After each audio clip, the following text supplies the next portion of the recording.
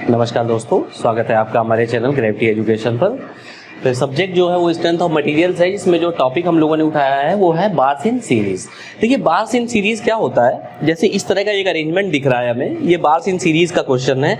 इसमें होगा क्या कि एक बार ये है, एक बार ये है, दोनों आपस में कुछ इस तरह से जुड़े हुए हैं और उसके बाद जब लोड लगा रहे हैं तो बेसिकली जो देख रहे हैं कि इसमें नेट डिफॉर्मेशन कितना आ रहा है, मतलब डिफॉर्मेशन इन दिस बार और डिफॉर्मेशन इन दिस बार और टोटल डिफॉर्मेशन कितना आ रहा है वो निकालते हैं। तो इस तरह के जो क्वेश्चंस होते हैं इनको हम बोलते हैं बार्स इन सीरीज। अच्छा, होता क्या है कि इसमें जो आपका क्वेश्चन है उसमें डिफॉर्मेशन जो होता है वो समेशन होता है। जो नेट डिफॉर्मेशन होता है वो इंडिविजुअल जो भी बार्स हैं उनका नेट समेशन होता है डिफॉर्मेशन का। क्लियर? तो देखते हैं इसमें और क्या क्या चीजें हैं। इसमें जैसे हमसे पूछा जा सकता है कि बार है उसमें मैक्सिमम जो स्ट्रेस है वो कितना होगा। इसके बाद इसमें डेल्टा नेट तो हम निकाल ही लेंगे, स्ट्रेस पूछ दिया जाएगा या ये पूछ दिया जाएगा maximum stress upon minimum stress का रेशियो क्या होगा। तो इन चीजों से हम लोग डील करेंगे इस क्वेश्चन में। तो बेसिकली करना क्या है, करना ये है कि लोड लग रहा है,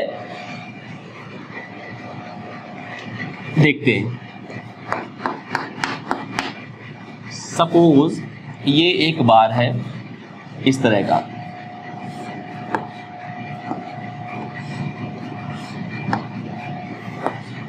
इसका डाया D1 है, इसकी मॉडुलस ऑफ इलास्टिसिटी E1 है और अगर इसका इतना ही ठीक है, इसमें जो डाया है वो D2 है और मॉडुलस ऑफ इलास्टिसिटी E2 है।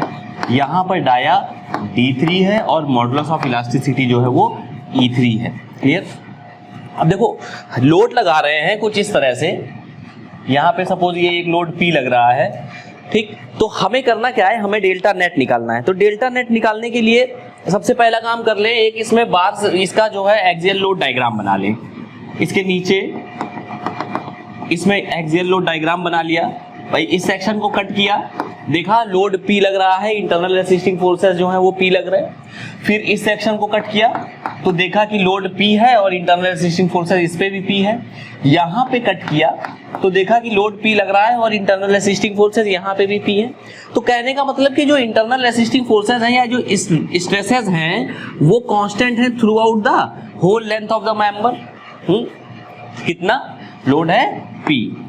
जो सिग्मा जो है, सिग्मा वो कितना है, लोड अपॉन एरिया होता है। हाँ, अब देखिए सिग्मा मैक्सिमम कहां पे होगा, सिग्मा की वैल्यू अगर मैं पूछूं मैक्सिमम कहां पे होगी, तो या तो P की वैल्यू मैक्सिमम हो या A में देख लें तो देखो P तो कांस्टेंट है थ्रू आउट द लेंथ। तो सिग्मा जो डिपेंड कर रहा है वो डिपेंड कर रहा है एरिया पे, एरिया ऑफ द बार पे, क्रॉस सेक्शन पे। तो एरिया जो है सबसे कम जहां का है जिस सेक्शन का, वहां पे सिग्मा की वैल्यू क्या होगी, मैक्सिमम होगी। तो मैक्सिमम स्ट्रेस निकालते हैं। मैक्सिमम स्ट्रेस सबसे पहली बात तो ये देख लेंगे कि आएगी कहां पे। तो ये जो थर्ड वाला सेक्शन है, थर्ड सेक्शन इज सब्जेक्टेड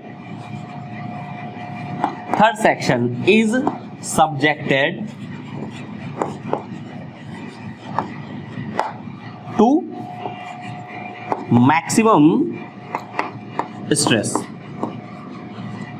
ठीक बात। तो sigma is equal to P upon A आया और सिग्मा मैक्स हो कितना गया, सिग्मा मैक्स हो गया अपना P अपॉन जो भी एरिया है, that area is equal to pi D3 square by 4P upon pi D3 square. ये क्या आ गया, ये हमारा सिग्मा मैक्स निकल करके आ गया।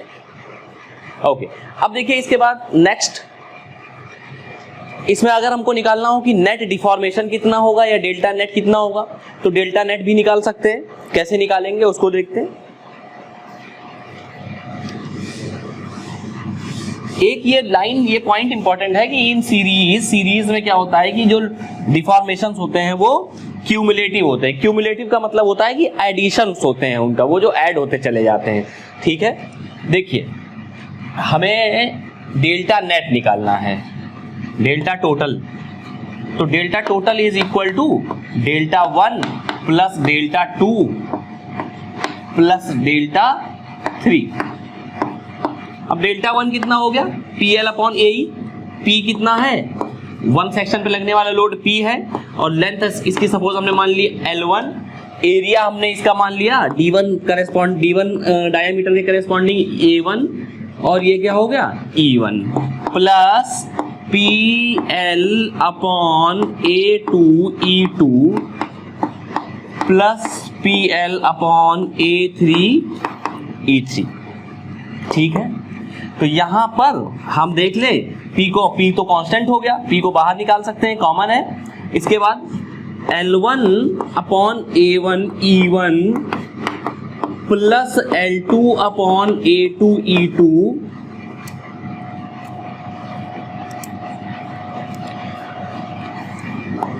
Plus L3 upon A3 E3। ये क्या हो गया, ये हो गया नेट डिफॉर्मेशन। अच्छा, सिग्मा मैक्सिमम निकाल लिया है, सिग्मा मिनिमम भी निकाल सकते हैं। जहां पे एरिया सबसे ज्यादा होगा वहां पे सिग्मा क्या हो जाएगा, मिनिमम हो जाएगा। तो एरिया सबसे ज्यादा थर्ड सेक्शन में है, तो सिग्मा मिनिमम कहां हो जाएगा, सॉरी एरिया सबसे ज्यादा जो है 1 सेक्शन में है, तो मिनिमम कहां हो जाएगा, सिग्मा यहां पे हो जाएगा। ठीक, अब अगर आपसे क्वेश्चन में पूछा जाए कि मैक्सिमम स्ट्रेस और मिनिमम स्ट्रेस का रेशियो बता दीजिए,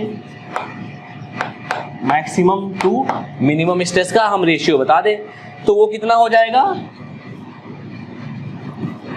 वैल्यू लिख के देख लीजिए, D1 square upon D3 square, ये हो जाएगा मैक्सिमम अपॉन मिनिमम। क्लियर। तो इतना सारा एक क्वेश्चन मतलब अगर आएगा, हो सकता है कि इस तरह का क्वेश्चन आपसे पूछ दिया जाए, इतनी सारी चीजें होंगी वो निकालनी होंगी, और मतलब आप ये क्वेश्चन कर ले जाएंगे आसानी से। तो सब चीजें हैं, पहले हम लोगों ने पढ़ा है, बस क्या कर रहे हैं उसी को अप्लाई कर दे रहे हैं हम लोग। ठीक है, चलिए इसके बाद जो नेक्स्ट टॉपिक है, नेक्स्ट जो कॉन्सेप्ट है वो है केस 2। केस 2 में अब देखिए जो केस 2 है, उस केस 2 में देखिए क्या बात, किस तरीके से क्वेश्चन निकल करके आ रहा है। जैसे सपोज एक प्रिज्मेटिक बार है, ये प्रिज्मेटिक बार देख पा रहे हैं हम लोग। हाँ, अब देखो इसमें क्या है, पॉइंट डी पे 2p लोड है कंप्रेसिव, सी पे 5p है टेंसाइल, और पॉइंट बी पे जो ये सेक्शन है इस पे 2p लोड लग रहा है, और यहाँ पॉइंट ए पे कुछ रिएक्शन भी डेवलप होगा निश्चित तौर पे। देख लेते हैं भाई, 2p इधर लगा, ठीक, 2p लगा towards left, 2p towards left मतलब 4p तो हो गया टूवर्ड्स लेफ्ट, और देखिए सी पॉइंट पे जो 5p है टूवर्ड्स राइट हो गया। तो देखो एक नेट रिजल्टेंट जो है वो ये वाला, मतलब 4p ये और 5p दिस वन, हाँ इस तरह से है। तो 1p नेट रिजल्टेंट फोर्स जो है टुवर्ड्स राइट हमको मिल रहा है। क्लियर। अच्छा, इस 1p को काउंटर भी तो करना है। काउंटर करने का मतलब ये हो गया कि net algebraic sum of all the horizontal forces acting should be 0। तो अगर तो हम क्या करें, हम स्टैटिक इक्विलिब्रियम कंडीशन जो है उसकी बात करेंगे, और उससे क्या करेंगे, रिएक्शन फोर्स निकाल लेंगे। ठीक है, रिएक्शन फोर्स निकालना देखिए इंपॉर्टेंट होता है।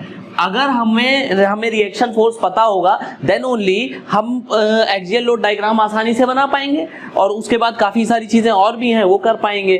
तो देखिए 2p इधर लगा, 5p इधर लगा, ओवरऑल क्या हो गया 1p दिस साइड। हाँ, रिएक्शन फोर्स किधर लगा, इस साइड टुवर्ड्स लेफ्ट लगा 1p का। तो reaction at point A in horizontal direction would be equal to 1p। अब इस इक्वेशन में हम कैसे रख दें, इस इक्वेशन में हम ऐसे रख दें, सपोज -2p है, ये कंप्रेसिव है, 5p टेंसाइल है, 2p कंप्रेसिव है। तो देखिए -2p plus 5p minus 2p minus RA is equal to 0। बताइए तो क्या आ गया, ये आ गया आप अपना 1p is equal to RA। तो RA की वैल्यू यहां से हमने निकाल ली, कितनी आई, RA की वैल्यू आई p या 1p। क्लियर। अब देखो इसके तुरंत नीचे हम लोग क्या करें, एक काम करें, एक्सियल लोड डायग्राम बना लें। ओके, जब एक्सियल लोड डायग्राम बना रहे हैं तो ये देख पा रहे हैं कि यहां पे A B C D point D पे जो लोड है that is compressive in nature, point D पे जो लोड है that is compressive in nature, दबाव है, तो -2p हो गया। फाइन। डी से सी तक आए तो देखो हम मेथड ऑफ सेक्शन कई बार कर चुके हैं, तो हमें यहां पे कोई संदेह, कोई समस्या नहीं होनी चाहिए। पॉइंट डी से सी तक लोड जो है वो कैसा है, -2p रहा। ओके, अब देखो जैसे ही हम पॉइंट सी पे गए तो 5p जो आया वो कैसा आया, टेंसाइल आया। जैसे ही 5p टेंसाइल आया तो इसने क्या किया, -2p से ऊपर जाकर के ये 3p हो गया। ठीक, 3p प्लस चले गए। जैसे ही सी से b पे आए तो ये यहां से कितना रहा दोस्तों, ये रहा 3p, और जैसे b पॉइंट पे जैसे ही हम आए तो हमने देखा -2p फिर से हो गया, तो ये कितना हो गया, दिस वुड बी 1p, और ये यहां से यहां तक 1p। फिर देखो हमको रिएक्शन जो 1p मिला उसने क्या किया, इस डायग्राम को क्लोज कर दिया। क्लियर। तो this is what, this is some axial load diagram of the given bar. Clear. अब देखो हमें करना क्या है, what we have to do is to find the delta net. Okay, to find the sigma max and sigma minimum. Not a big deal, कोई बड़ी बात नहीं है, हम निकाल लेंगे।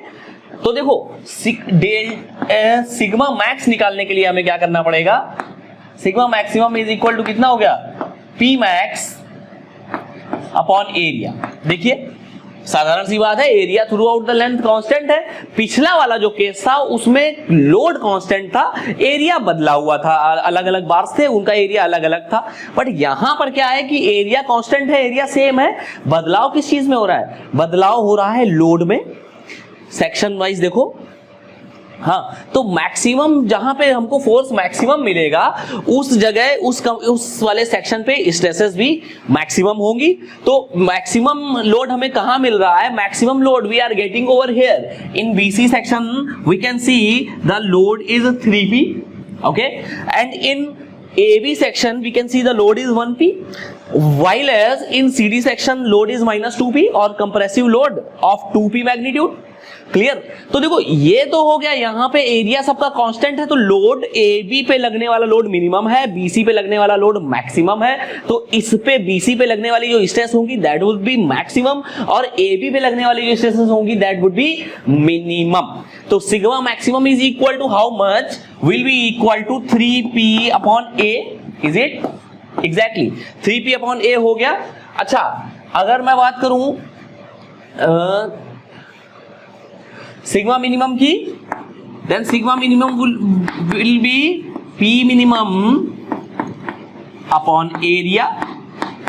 P मिनिमम कितना है, P अपॉन A। नाउ अगर हमसे पूछा जाए कि भैया sigma maximum upon sigma minimum कितना होगा, sigma maximum upon sigma minimum कितना होगा, 3 होगा। क्लियर। तो ये क्वेश्चन कभी एग्जाम में आ सकता है। इसके बाद नेक्स्ट जो इंपॉर्टेंट बात है that is how much delta net. तो डेल्टा नेट के लिए क्या करना पड़ेगा, डेल्टा नेट के लिए क्या कर दो भैया, delta 1 plus delta 2 plus delta 3। अच्छा, डेल्टा पता है क्या होता है, चेंज इन लेंथ कितना होता है, PL अपॉन AE। तो यहां पे PL upon AE, PL upon AE, PL upon AE, length कितना है, सपोज हमने कह दिया L है हर सेक्शन की लेंथ, इसकी भी लेंथ कितनी है, L है, और इस सेक्शन की लेंथ कितनी है, L है। ठीक, तो डेल्टा कितना आ गया, P1 L upon P1 L1 upon A1 E1 plus P2 L2 upon A2 E2 plus P3 L3 upon A3 E3। Clear, इतनी बात हो गई। अब यहां पे जो जो वैल्यूज हो, जैसे सपोज A कांस्टेंट है थ्रू आउट द लेंथ, हाँ, अगर E modulus of elasticity E1 E2 E3 अलग अलग भी हो सकती है या सेम हो सकती है, देख लेंगे जो हो। P की वैल्यू अलग अलग होगी, L होगी, तो यहां से L कांस्टेंट है बाहर निकल आएगा, P वेरिंग है भाई, P1 की वैल्यू जो है that would be some P, यहाँ पे कितना है 3p, यहाँ पे कितना है -2p, हाँ लेंथ कितनी है, एल एल एल, ए, और अगर सेम मटेरियल से बना होगा then E1 is equal to E2 is equal to E3 is equal to E, और अगर नहीं होगा तो जो होगा वो रख देंगे। क्लियर? तो यहां से हमने what we will get delta net, what we will get sigma max, what we will getting sigma max upon sigma minimum. तो यहां पे ये केस नंबर 2 जो है वो हमारा फिनिश होता है। बस अच्छी इंपॉर्टेंट बात इसमें एक बात जान लीजिए कि सबसे इंपॉर्टेंट बात ये है कि आपका एक्सियल लोड डायग्राम गलत नहीं होना चाहिए, और just don't try to solve the question without making that axial load diagram. अगर एक्सियल लोड डायग्राम आपने सही बना लिया then you will be able to find the correct solution. And अगर आप ऐसे ही सोचोगे you will think like this that at point C maximum load is that 5P, then sigma max would be 5P upon area, then this will be disastrous for you। ये कैसा हो जाएगा यार, बहुत समस्या वाला हो जाएगा, आप समझ रहे हैं? तो वो नहीं करना। तो case 2 we have completed this case 2 here। यहाँ पे हमने बार्स इन सीरीज में केस 2 खत्म कर लिया है। नाउ केस 3 में देखेंगे। केस 3 जो है वो बड़ा इंपॉर्टेंट है। सबसे पहली बात तो इसमें स्टार लगा लो, क्यों? क्योंकि एग्जाम में जो क्वेश्चन आता है इन तीनों में से जब सबसे ज्यादा प्रोबेबिलिटी होती है क्वेश्चन यहां से आएगा, केस 3 से। तो केस 3 में देखते हैं बेसिकली क्या क्या बातें हैं कि बार जो है वो फिक्स है, दोनों एंड्स पे बार फिक्स है। अगर जैसे कोई कंपोनेंट है वो बार है कोई, वो दोनों एंड्स पे इस तरह से फिक्स है। अब इस पे एक एंड पे या कहीं सेक्शंस में लोड लग रहा है, तो एक बात तो जान लेना होगा कि जो इसका नेट डिफॉर्मेशन होगा that net deformation should be equal to 0। सबसे पहली बात तो ये जाननी है कि नेट डिफॉर्मेशन 0 होगा। इसके बाद देखो दूसरा क्या करेंगे कि हमें एक्सियल लोड डायग्राम निकालना था पिछले केसेस में। तो जब एक्सियल लोड डायग्राम बनाते थे तो रिएक्शन वगैरह की बात करते थे। यहां भी देखेंगे कि रिएक्शन क्या है पिक्चर में, इस डायग्राम के माध्यम से देखेंगे कि क्या रिएक्शन है। देखिए ये लेंथ हो गई L/3, ये लेंथ हो गई 2L/3। यहाँ पे B पॉइंट पे जो लोड लग रहा है टुवर्ड्स राइट P लग रहा है, तो हमें निकालना क्या है, हमको रिएक्शन निकालना है। सबसे पहला काम है रिएक्शन निकालना है at point A and reaction at point C। अगर ये हो गया तो फिर इसके बाद कोई संघर्ष कोई समस्या नहीं बचेगी हमारे काम में। ठीक, तो देखते हैं कैसे निकालते हैं। सबसे पहली बात तो ये लिख लीजिए, क्या लोड P लग रहा है, लोड P वो लग रहा है उधर की तरफ लोड P लग रहा है। तो जैसे उस सेक्शन पे क्या होगा, लोड P एक दबाव लेगा, मतलब इस पे लोड आएगा सेक्शन C पे, और C पे क्या होगा, इसके अपोजिट में एक रिएक्शन डेवलप हो जाएगा RC। ठीक, और ये P है पूरा का पूरा, अपोजिट रिएक्शन यहाँ पे क्या है RA। तो हमेशा याद रखिए जो नेट रिजल्टेंट हो लोड का उसके अपोजिट रिएक्शन फोर्स लगा दीजिए। तो उससे क्या होगा, उससे ये होगा कि कंपोनेंट जो होगा वो स्टैटिक इक्विलिब्रियम की कंडीशन को फॉलो करेगा।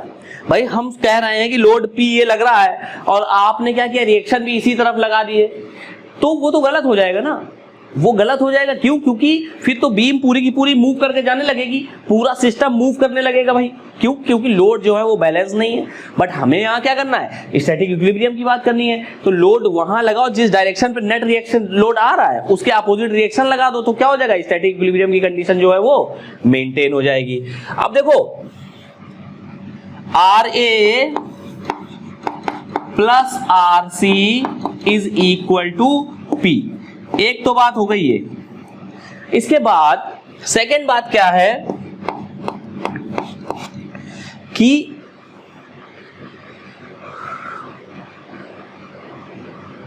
यहां पे जो अननोन है ये जान लो कि जो अननोन है RA और RC दो हैं। रिएक्शन अपने पास एक जो इक्वेशन है वो इक्वेशन RA प्लस RC बराबर P की एक सिंगल इक्वेशन है, सिग्मा हॉरिजॉन्टल बराबर 0 की।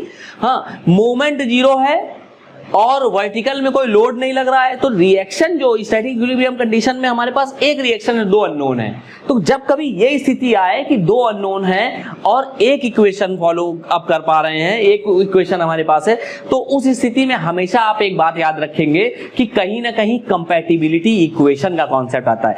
एक ऐसी इक्वेशन पिक्चर में लेनी होगी, आपको एग्जामिनर देगा क्वेश्चन में इस तरह से, या आप खुद समझ पाओगे कि उसकी मदद से, उस कंपैटिबिलिटी इक्वेशन की मदद से आप जो है सारी चीजें, सारा काम फाइनल कर पाओगे। तो देखना यहां पर मैं कह रहा हूं कि नेट जो टोटल डिफॉर्मेशन है दैट डिफॉर्मेशन विल बी 0। क्यों? क्योंकि यहां पे फिक्स्ड है। तो क्या कर दो, डेल्टा नेट या delta total is equal to 0। Delta net का मतलब क्या होता है, डेल्टा 1 प्लस डेल्टा 2। मतलब अगर हम इसको सेक्शन 1 मान लें और इसको सेक्शन 2 मान लें तो डेल्टा नेट क्या हो जाएगा, delta 1 plus delta 2 is equal to 0। यहां से एक बात समझ में आ रही है कि डेल्टा 1 जो है वो कैसा है, डेल्टा 2 के बराबर है। मतलब क्या हुआ, मतलब ये हुआ कि पहले सेक्शन में जो डिफॉर्मेशन होगा वो दूसरे सेक्शन में डिफॉर्मेशन के बराबर होगा, लेकिन दोनों का जो बिहेवियर है वो अलग अलग होगा। मतलब अगर ये पॉजिटिव डिफॉर्मेशन है, इसने अपनी लेंथ इंक्रीज करी होगी तो दूसरे ने अपनी लेंथ डिक्रीज करी होगी। क्लियर? तो इतनी ये तो हो गई एक बात। और इसी इक्वेशन को हम क्या बोलते हैं, कंपैटिबिलिटी इक्वेशन। इसको क्या नाम दे देंगे, compatibility equation.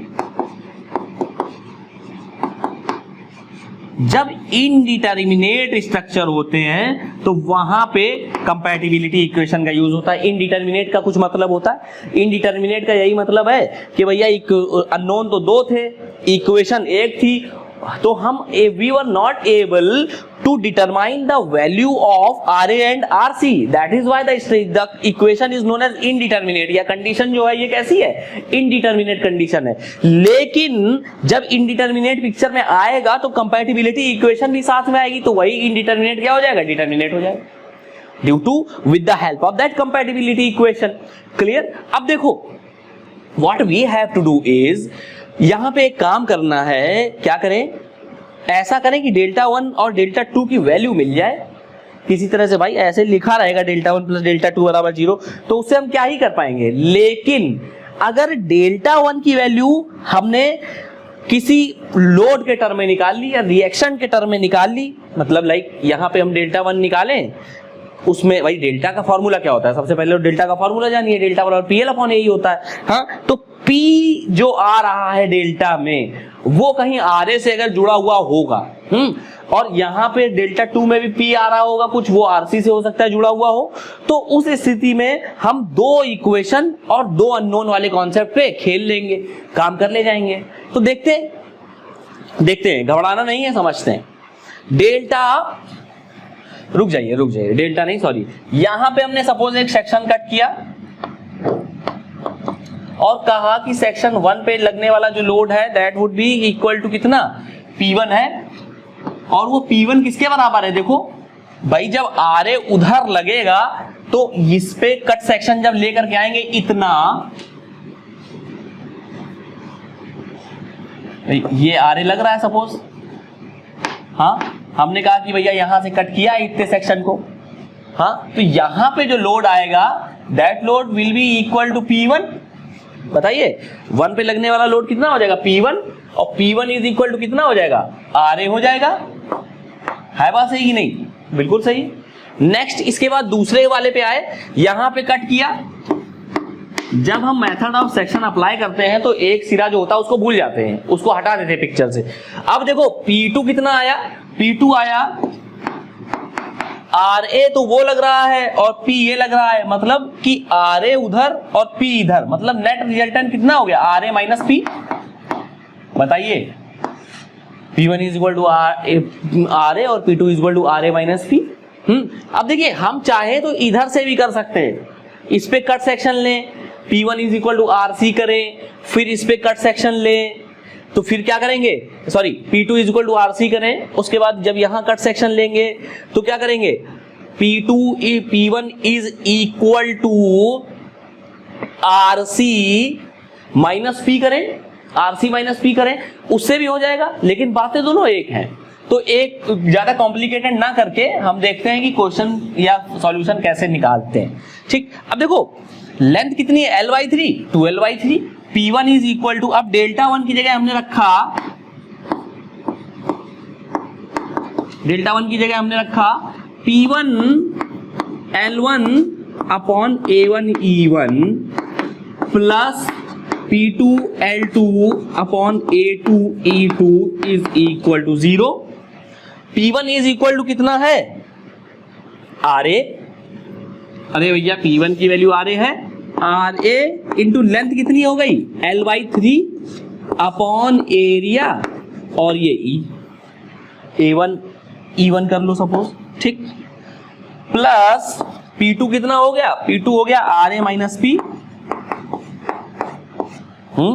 RA minus P into length कितना हो गया 2L/3 upon A2 E2 is equal to 0। Clear? हम कह रहे हैं कि एरिया सेम है, area throughout the length constant है और मटेरियल जो है वो भी सेम है, तो E1 मॉडुलस ऑफ इलास्टिसिटी दोनों की सेम हो जाएंगी। अगर अलग अलग हो तो अलग अलग रख देंगे, कोई दिक्कत नहीं है भाई, हम तो पूरा जनरलाइज सॉल्यूशन निकाल रहे हैं।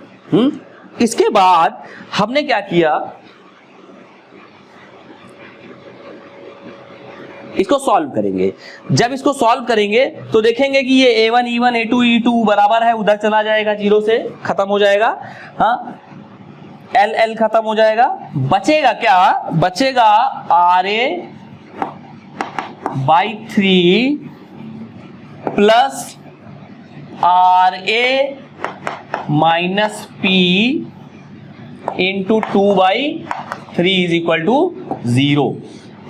3 भी चला जाएगा, चलिए क्या आया, RA plus 2RA is equal to 2P, RA is equal to कितना आ गया 2P/3। ये एक रिएक्शन आ गई, रिएक्शन की वैल्यू आ गई कितनी, RA is equal to 2P/3।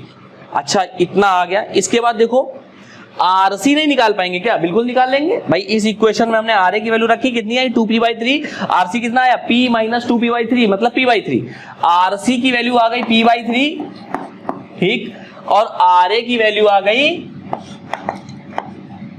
2P/3। Clear? हाँ, यहां से हमने रिएक्शंस निकाल लिए। अब हमने जब रिएक्शन निकाल लिए तो एक्सियल लोड डायग्राम बना लो, बन जाएगा एक्सियल लोड डायग्राम। अब तो हम क्या करते हैं, यहां we are drawing the axial load diagram here just below the diagram. कितना है P/3, ठीक, यहां से यहां तक रहे,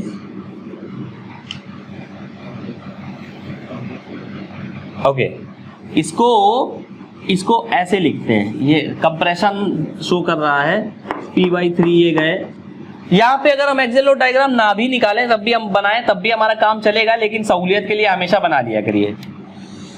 ये P/3 हुआ और जब ऊपर गए तो ये कितना हो गया 2P/3 हो गया। हाँ, L/3 डिस्टेंस है, ये डिस्टेंस कितनी है 2L/3।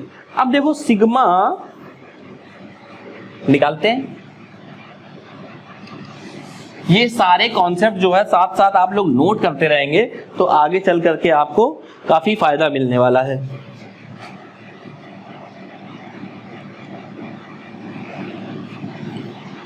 अब देखो सिग्मा मैक्स क्या हो गया 2P/3 अपॉन एरिया कितना हो गया जो भी हो, हाँ, सिग्मा मिनिमम कितना है P/3 अपॉन एरिया जो है जो भी हो। तो इसका sigma maximum upon sigma minimum का रेशियो निकल आएगा, कितना आ जाएगा 2 आ जाएगा, ठीक। तो सिग्मा मैक्स अपॉन सिग्मा मिन का रेशियो निकाल लो। और क्या कर सकते हैं, डेल्टा नेट निकालना है भाई। डेल्टा नेट निकालने के लिए क्या करोगे, डेल्टा नेट निकालने के लिए हम लोग delta net is equal to PL/AE, PL/AE, P कितना है 2P/3 into length upon AE plus, या थोड़ा सा रब करता हूं,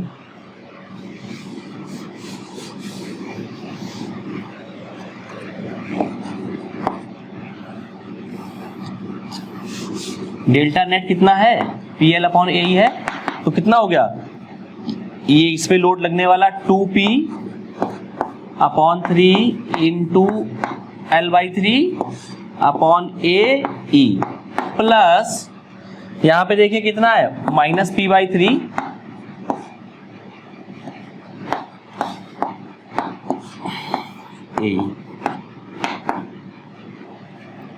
ये डेल्टा नेट निकल आएगा। डेल्टा नेट कितना आ जाएगा? 0 आ जाएगा। अरे भैया डेल्टा नेट तो 0 है ना, पहले ही कंपैटिबिलिटी इक्वेशन में हमको पता ही है, हमने माना है। हाँ, यहां से हमने क्या निकाल लिया? डेल्टा 1 निकाल लिया, और ये क्या निकाल लिया? डेल्टा 2 निकाल लिया। डेल्टा 1 और डेल्टा 2 बराबर होंगे, बस ये होगा कि जो एक पॉजिटिव होगा एक नेगेटिव होगा पिक्चर में। तो ये सारी की सारी चीजें जो है आप हम केस 3 में निकाल पा रहे हैं। डेल्टा 1 आ गया, डेल्टा 2 आ गया, सिग्मा मैक्स आ गया, सिग्मा मिनिमम आ गया, reaction at point A, reaction at point C आ गया। तो ये सारी चीजें क्वेश्चन में पूछी जा सकती हैं, या कोई एक पॉइंट पूछ सकता है रिएक्शन एट ए बताओ या रिएक्शन एट सी बताओ। ठीक, अब देखो इसके बाद इसी से जुड़ा हुआ एक कॉन्सेप्ट और है, उसको भी हम लोग देख लेते हैं यहीं हाथों हाथ। उससे क्या होगा कि चीजें और क्लियर हो जाएंगी। एक बात समझिए कि area of the bar, area of the bar A है, ठीक, और जो यंग्स मॉडुलस है बार का दैट इज ई, मतलब मॉडुलस ऑफ इलास्टिसिटी जो है बार की वो क्या है? ई है। समझ रहे हैं? एरिया है ए और मॉडुलस ऑफ इलास्टिसिटी है ई। देखते हैं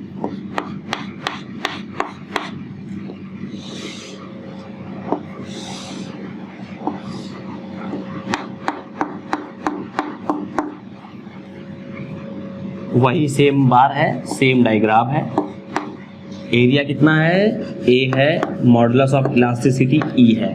ठीक, देखिए area into modulus of elasticity, A जो है एक टर्म होता है जो यूज होता है, इसको बोला जाता है axial rigidity of the component. ठीक, याद रखिएगा, बहुत इंपॉर्टेंट बात है। एक्सियल रिजिडिटी ए होता है। अगर किसी कंपोनेंट में सेक्शंस हैं, सपोज सेक्शन 1 है और सेक्शन 2 है, ठीक, A1 E1 बराबर A2 E2 हो, मतलब जितने भी सेक्शन हैं उन सबकी एक्सियल रिजिडिटी अगर बराबर हो कंपोनेंट में, तो उस स्थिति में हमको सॉल्व करना है क्वेश्चन। रिएक्शन निकालना है पॉइंट ए, पॉइंट बी हो गया, पॉइंट सी। रिएक्शन एट ए पहले तो वैसे ही बना लेंगे जैसे पहले बनाया था, और लिख देंगे क्या?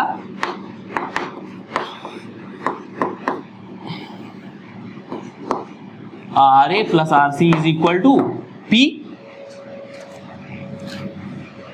When axial rigidities are same and question is asked in multiple choice type question, MCQs में क्वेश्चन पूछा जा रहा है और जो axial rigidity सेम है, देखिए ये बहुत इंपॉर्टेंट कॉन्सेप्ट है, बहुत ज्यादा बार पूछा गया है पेपर में। ठीक, तो आप इस पे ध्यान रखिएगा, जब भी ऐसा क्वेश्चन आए तो सबसे पहला काम आपके लिए है कि आप axial rigidity देखिएगा कि क्या एक्सियल रिजिडिटी दोनों की सेम है, A1 E1 is equal to A2 E2 है। क्या आप समझ पा रहे हैं? A1 E1 बराबर A2 E2 है कि नहीं? अगर है, सपोज एरिया पहले वाले बार का A/3 है और जो मॉडुलस ऑफ इलास्टिसिटी है दैट इज 3E है। क्लियर?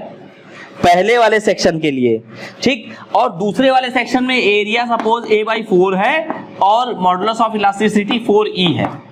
क्लियर? तो देखो area into modulus of elasticity यहां करो तो AE आया, एरिया A/4 इंटू 4E बराबर AE आया।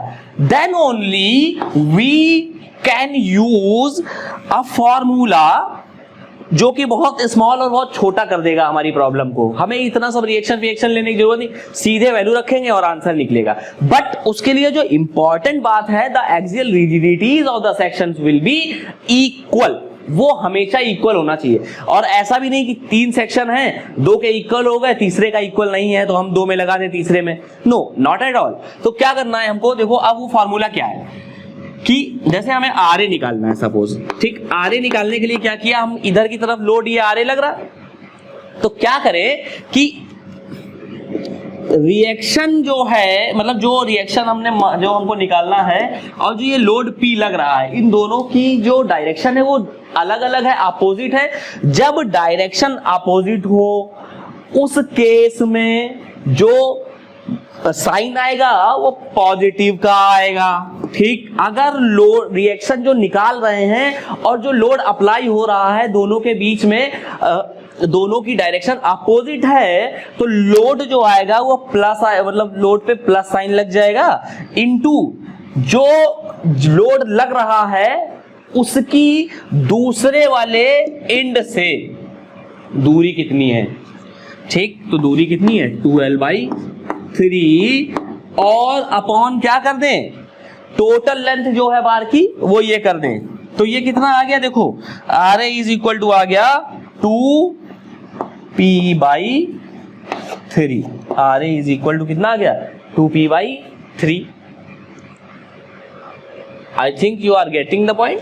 RC इज इक्वल टू कितना आ गया, देखो अपोजिट साइन है P और इसका इससे कितना दूरी है इंटू l/3 अपॉन l, तो कितना हो गया p/3।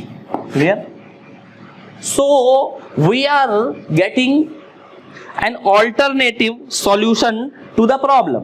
हमने क्या किया, उस प्रॉब्लम को उसका एक जो है ऑल्टरनेटिव सॉल्यूशन ढूंढ लिया।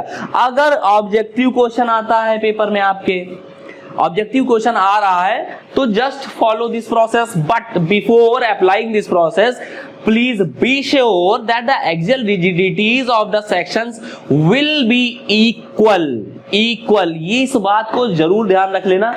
कभी कभी एग्जामिनर खेलने के लिए क्या करते हैं, एक्सियल रिजिडिटी अलग अलग कर देते हैं और आप एक्सियल रिजिडिटी चेक नहीं करेंगे, क्वेश्चन सॉल्व करेंगे, जो सॉल्यूशन आपने पाया होगा वो आपको पहले नंबर पे दिख जाएगा और आप कहेंगे वाह वाह वेरी गुड, लेकिन वो वेरी गुड नहीं हो जाएगा वेरी पुअर।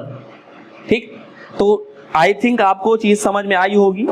केस बहुत इंपॉर्टेंट है, बहुत बहुत बहुत ज्यादा इंपॉर्टेंट है। लगातार कह रहा हूं, नोट्स बनाइए, तैयार करिए, पढ़ते रहिए और हमारे YouTube चैनल को शेयर करते रहिए।